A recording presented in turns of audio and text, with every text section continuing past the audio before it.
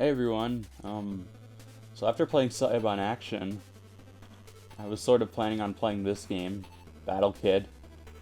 I don't know. It's a game that you know, I figured, I guess I found a few years ago. I tried to beat it. I couldn't because it was pretty, difficult. Um,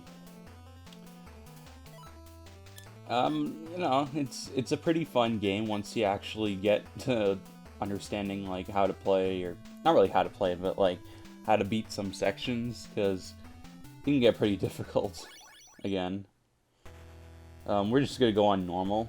The only difference between the difficulties is beyond normal, there are no passwords and a limited amount of deaths you can have. Being 50, 20, and 0, or, well, I mean, you have one life, and you gotta, yeah, it's pretty unfair, let me tell you. Easy is the same as normal, except you start with a damage amplifier, so your attacks are twice as powerful, and we're not gonna go with that, we're just gonna go with normal. So, okay, the story, I'm gonna skip it because it's kind of long, is that there are these guys on this island that I'm currently on. We have a suit that helps us, even though the suit is so fragile that one hit will kill us, and that's sort of where the main difficulty comes for this game. You can see our jump is pretty limited. It's kind of small. We'll definitely see that increase as time goes on. Without further ado, let's start. Right here, there's the coordinate, I don't know, application, whatever you want to call that. You see on the top right, you can tell where we are. Right here, we have a teleporter. There are 5 in the game, and all you need to do to unlock a teleporter is just go into the room. You don't actually have to go in the teleporter, you can just enter it there. In this case, you don't actually need to see that one because we've already, it's part of the home base, so I didn't have to go in there to have unlocked it. Anyway, these rooms, they're, with the exception of this monitor, all these rooms are save points. You just press up here, continue point marked. And, well, let's get started. First got some slimes. They're really, or whatever you want to call this thing, I forget what their actual names are. Now that might look like an I want to be the guy moment, but trust me, they're far from the worst thing in this game. These guys, you could probably tell they open their eyes as they shoot, and they hold the eyes open for a little bit. They take 4 shots. That thing, you think you might have to like try to dodge that, but you can just shoot it. It takes 5 hits. These are the reverse melons. They're limes. They travel upward. And these snails right here, as soon as they see you in their path, they're directly in their line of sight, shoot 3 shots, and they stop in place, so just be careful. Yeah, those flying eye things, they shoot 3 shots like that, not even as soon as they see you, they just do it, during intervals of time. You know what I mean.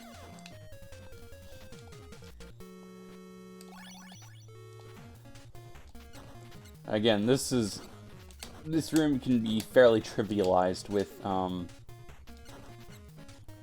just being able to shoot these balls here. Can't make it up there yet.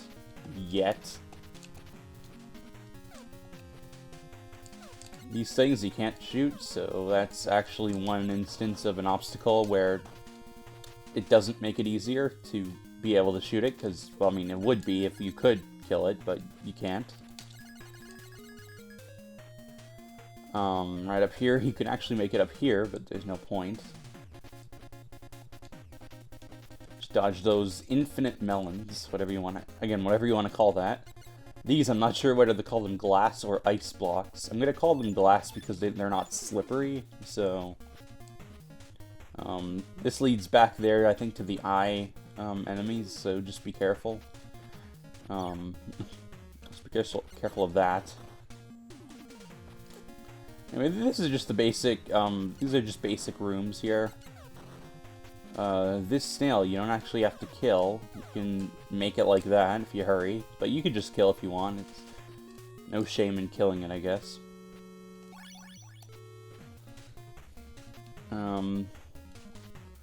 Right here, these, 1 blocks, or eye blocks, whatever you, I mean, they're 1s because of what we see later. They, we can't shoot them down no matter how much we try. Those will come into play a bit later.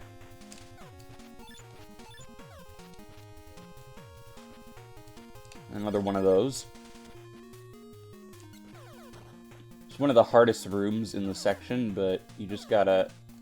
The way I do it is wait till the eye thing is about to shoot another set, then jump on the block and come up here and shoot it dead. These guys are a bit too low, so I'm gonna reset the room. There we go.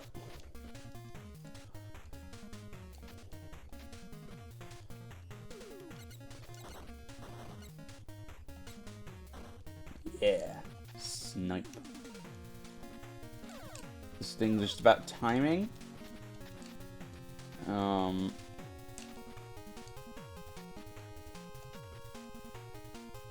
And we're almost at the end. All we need to do is fight a boss, and that'll be the end of Area 1, basically. It's actually what this place is called, Area 01.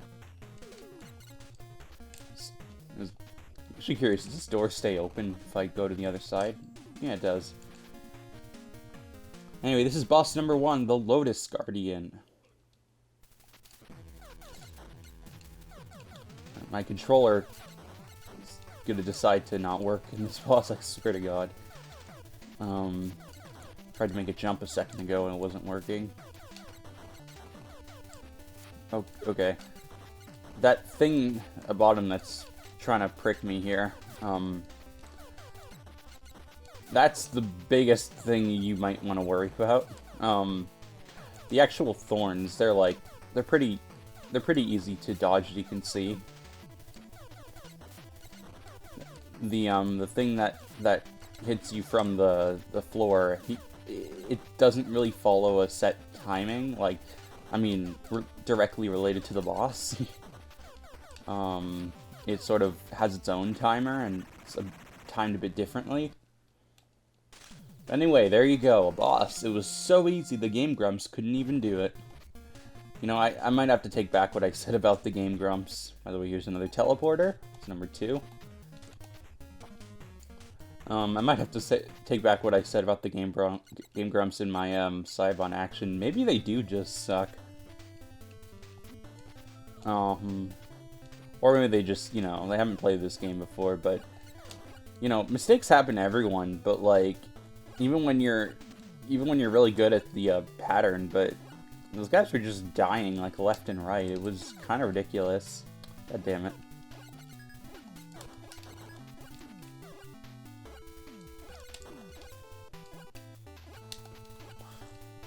You can't make it up there yet. And over here, that feather is really taunting you here, so it's kind of a fun concept. You gotta try to shoot the snail with this spike, whatever you want to call this thing, in the way. The real reason it's there, like, there's not really a challenge of trying to avoid it, it's just so it'll block your shots. I'm pretty sure the fact that it blocked your shots was the only reason it was made there. You know, I remember, the developer, he, like, made his own playthrough of, you know, he did his own playthrough of this game, and it's on YouTube and stuff, you can go watch it, and I remember he pointed out some interesting things, whether it was about the beta, or, I don't know, just some small things about it. One of them being, and we'll get to this room later, I guess. Remember, he said that, as soon as he got this high jump power-up, by the way, this... Oopsie. Oh, no big deal.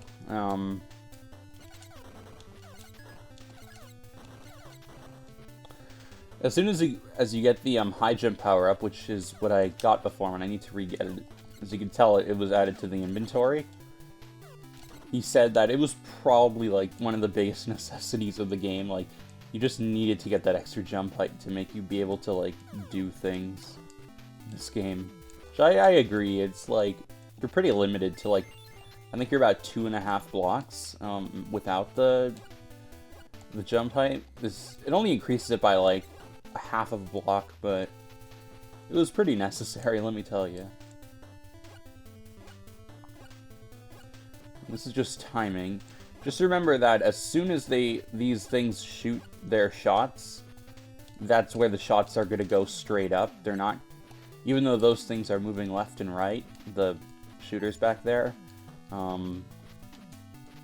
they, you know, the shots don't move left and right with them, so just keep that in mind, if that makes any sense. Anyway, now we can get up here to these fire things. They're officially called. I don't think they're called that, but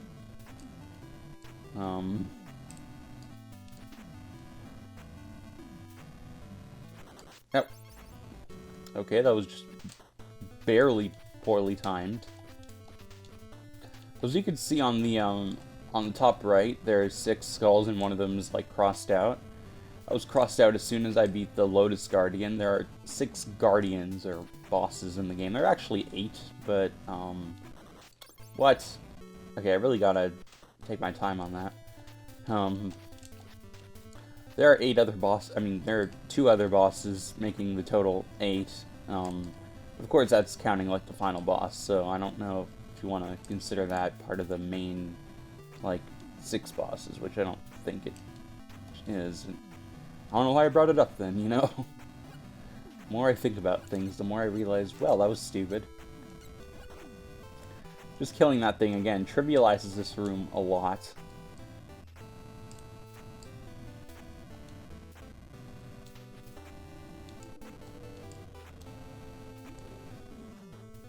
As you can see, we got like a sky motif going on.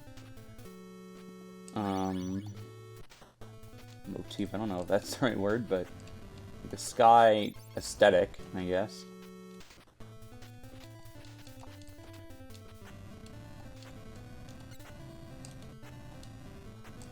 I don't know, this room you gotta jump and hurry and kill this guy at least. I know, for this guy, you wanna...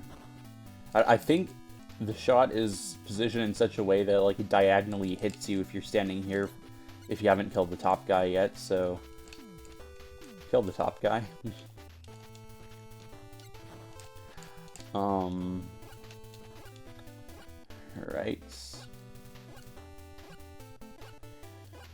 And that was simple. And here's the third teleporter right here.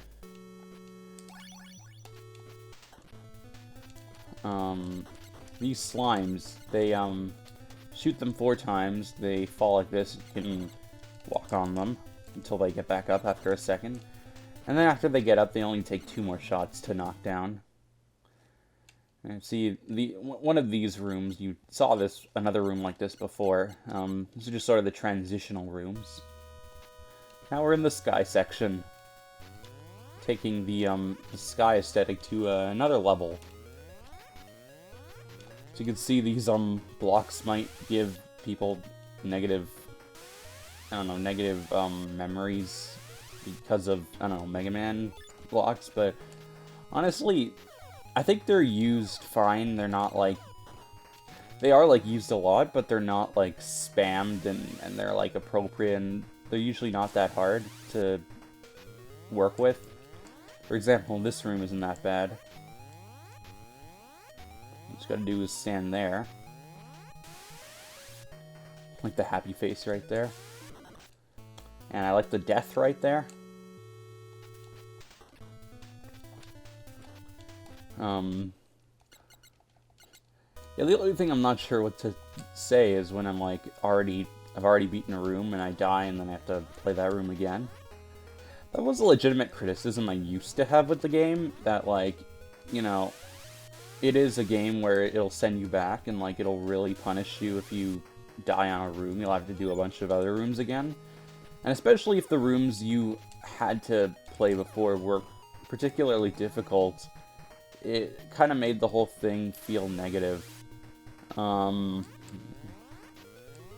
mean, you know, like a negative experience. I don't know. I guess I'm sort of on that boat now, but that was poorly timed.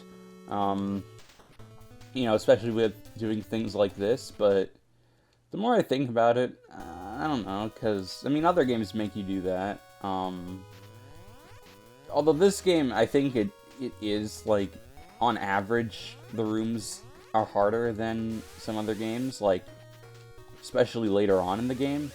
For example, these rooms... and then you wait too long like that.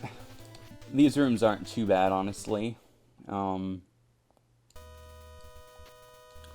jump, for some reason... actually really hard, but for some reason I seem to get it pretty consistently. I know I failed it there, but just showing it back. I mean, I guess if you just stay on the edge, it's not that bad. I actually ordered this game on the NES. I ordered a cartridge of it recently because I sort of have a thing with games. It's that if I have like a ROM of the game and I can't beat the ROM, I sort of have a grudge against the game. I'm thinking like, okay, I gotta beat it now before I actually can buy it for real. If I am gonna buy it at all, but same thing happened with Mike Tyson's Punch-Out. I didn't have the game until I was actually able to beat Mike Tyson, and then after I felt like a weight was lifted, and I just figured, you know, what the heck, might as well get it. It's a good game. Even if I don't like always consistently beat Mike Tyson in the game, it'll at least be fun to just have. My cousin has said, like, well, you know, there's no real point in getting the game because you have like a version of it like on the computer, so what's the point of getting like a real copy because it costs actual money. But I don't know, I like the authenticity of it. Is that the right word? I think so. You just do that to get rid of that room.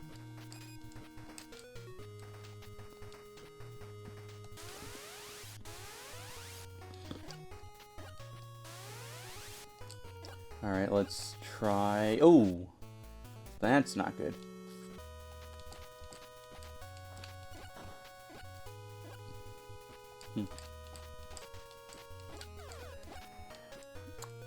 This game was made in 2010, by the way, by like I think an indie developer. I mean, it wasn't by like a company, I'm pretty sure. Although he'd call himself Civic Games, so I don't know. Well, that was his name, so, you know. I guess your guess is as good as mine, what he wants to call himself. I think it's a pretty fun game, like, and he made a sequel, Battle Kid 2.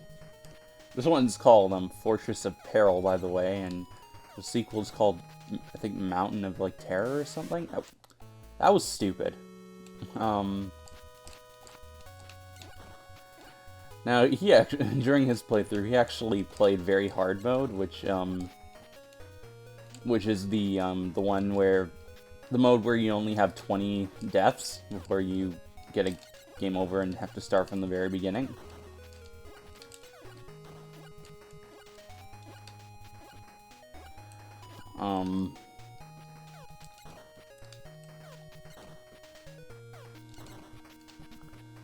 And, like, I can sort of imagine myself maybe getting down, like, a hard mode, which is the 50 deaths, but... And obviously he's the creator, so, like, he probably has a pretty good, like, grasp on the game, at least maybe not necessarily the best, but like, for example, apparently, I don't know, apparently, the guy who invented the Rubik's Cube, you know, Rubik, he spent a few months, I think, having to solve it himself before he wanted to release it to the public, knowing that, I don't know, at least he's a master in his own thing. By the way, you can see "high" written in the spikes there. Excuse me, I'm not... Ooh, that was nice. That was close.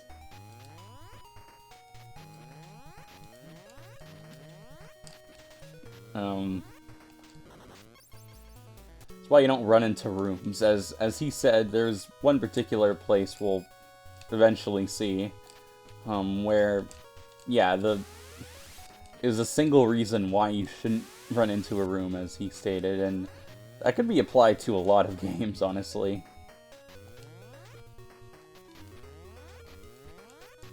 Because, you know, you just figure, okay, I'm here just gonna hold right, but no. This one you gotta hurry. This one you don't gotta die. That's one thing.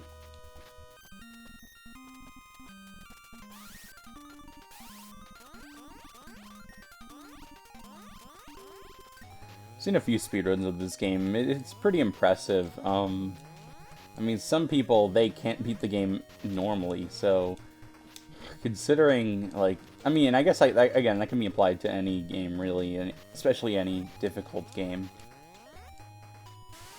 You know, it's just kind of amazing to see people who can actually play the game, not only consistently, but, like, quickly, too.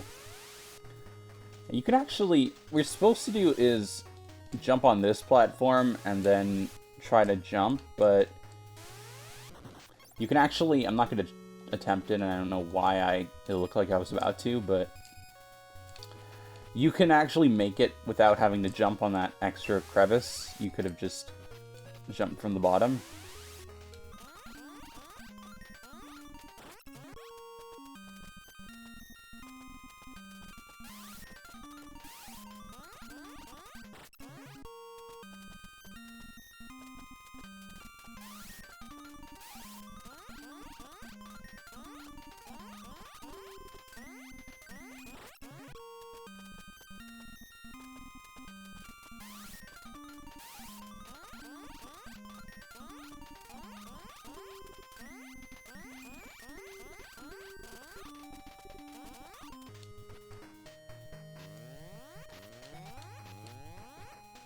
By the way, if you wait too long, this is what happens. You get on that third block, and there's a wall here. What a cheap trick, man, let me tell you. Anyway, it's time for the second, and I put this in quotes, boss of this game. Because it's, the way you're able to beat it is so cheap that it's pretty stupid. This laser is supposed to come and shoot you, pretty obviously. Doesn't come close enough to you, it just stays a little to your left. Or I guess in front of you in 2D space. Or rather in 3D space. That was Owlbot, by the way. I didn't really bother caring, but... Alright, now you can shoot down, with the 1 key, you're now able to shoot down the 1 blocks, and also, if you're wondering about this, he did mention that, you see how these, they're sort of like a backwards, sorry, an upside down L that's sort of pointing to the right here. These look like they're like an L pointing to the left, and if you go here through this wall, you see that there are the 4 keys, which we need. We will get those eventually. Well, shit, now I gotta fight the boss again. Well, I kinda like the music for the boss, so might as well do it again. Next time I'll actually go save after beating the boss.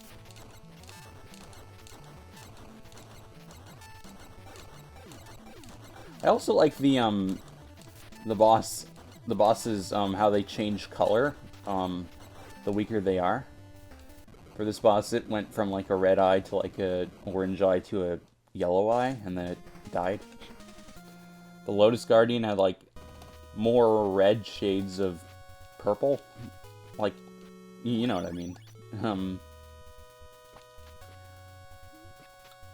There's actually one boss where there is no weakness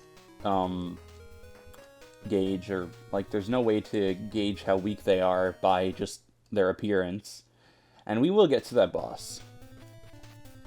It's actually the next boss, and we'll get to that. So now we're back in the fortress, and this is actually the quest to get, if I'm correct, if I remember correctly. This is actually actually you're not getting an item at the end of this. This is just a way to get back to the main game, the main like hub area, or the mill, you know, whatever you want to call it. All right. Just gotta count the amount of shots you shoot for these slimes here. All right. I missed. Yeah, those I think they're called stalker drones. They look pretty innocuous right now. They get harder, like in some rooms they get pretty hard a lot later in the game. Alright, I should have done that. And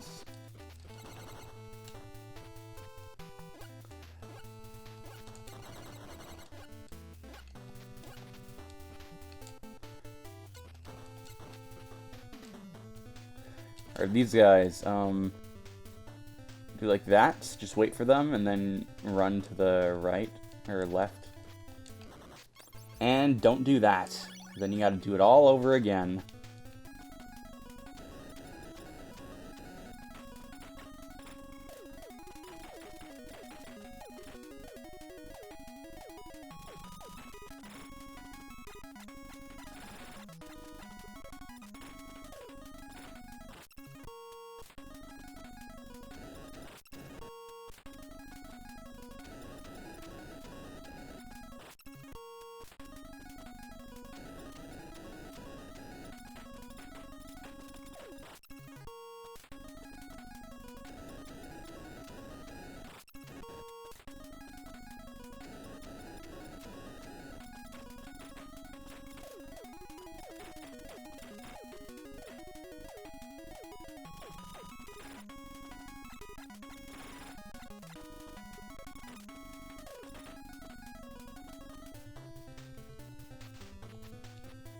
Gotta make it through that. You can just run through there. By the way, that the area that you need the 4 keys for up there, that's where you fall down later, and we'll get to that. These burly goblins, they take 10 hits to kill. Be kind of annoying. In these rooms, they aren't too bad.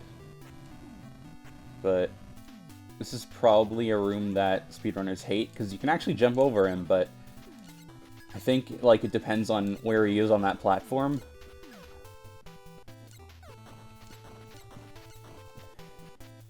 Excuse me. Maybe I should get something to eat. This is a surprise room. That was... I got surprised. You can actually just make it through that, which is what I was trying to do, but I screwed up a jump somehow.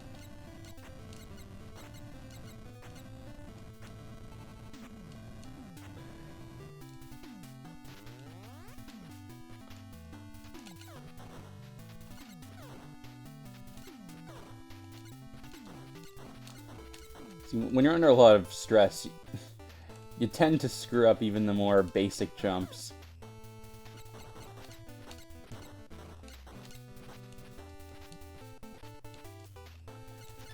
Now we can get rid of these ones, and look where we are. By the way, that's to show, this is timed in such a way where if you just were holding left to try to go down before the fire, you wouldn't be able to make it. And that was the room where he said that was the number one reason why you shouldn't run into a room, which is it's pretty funny. Now we're actually having to go outside the fortress. Just take this easy. Take this nice and steadily. After all, we got more inventory space, and as soon as we get more things in our inventory, we'll be able to, you know, perform more amazing things, I guess. I don't know. There's a Lotus Guardian room. We get to save back here. Just gonna make it back.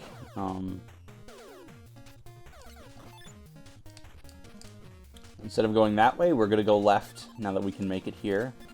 And there's nothing this way for us. We can go. This is just the way back to the first area of the game. Make it down here. This is a 2-key room. Can't make it through there yet. And it's time to go in water. We have only 90 seconds before we drown, so just, you know, hurry. It's not like too stressful, honestly. There's only one room later on, or like one area later on in the game that water becomes like an issue, like that your breath becomes like a really big issue. And again, we'll get to that.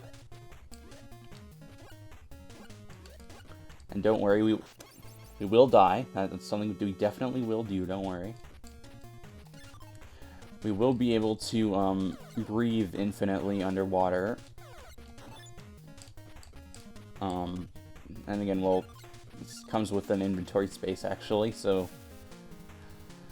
once that gets in our inventory, you know, water is not really a non-issue, but like it's like the main problem with water will be avoided.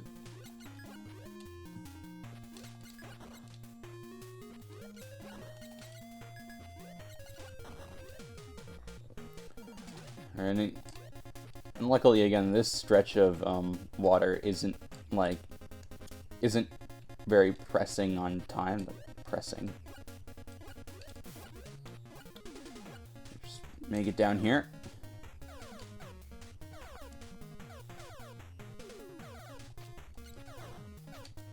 Alright. Just gotta time that so where the eye creature and the flying eye creature, they both shot at the same time. And you know what? With that, I'm gonna get something to eat. I don't know if I'll just cut it here or I don't know. We'll see you later.